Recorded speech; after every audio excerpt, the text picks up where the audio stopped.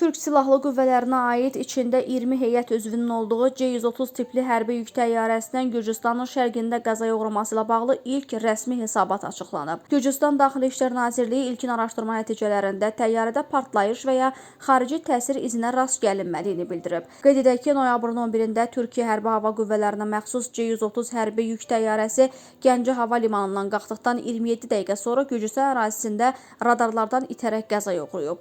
Qəza nəticəsində təyyarənin göyərtəsində olan heyət üzvləri də daxil olmaqla 20 hərbiçinin hamısı həlak olub.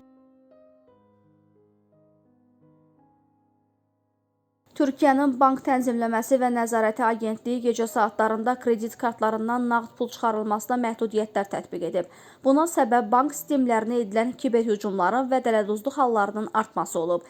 Yeni qaydalara əsasən axşam saat 22:00-dan səhər saat 06:00-dək kredit kartından nağd pul çıxarmaq üçün şəxsiyyətin təsdiqlənməsi tələb olunacaq. Belə ki, kartda ID çip olmalı, istifadəçinin telefonu ilə NFC texnologiyasını dəstəkləməlidir. Digər hallarda nağd pul çıxarılması yalnız məhdudiyyətlərin aradan qaldırıldığı gündüz saatlarında mümkün olacaq. Nəşrin yazdığına görə kredit kartları limitlərinin artması və mobil bankçılığın yayılması ilə dələduzların istifadəçi hesablarını qıraraq gecə saatlarında əməliyyatlar həyata keçirməsi halları artıb.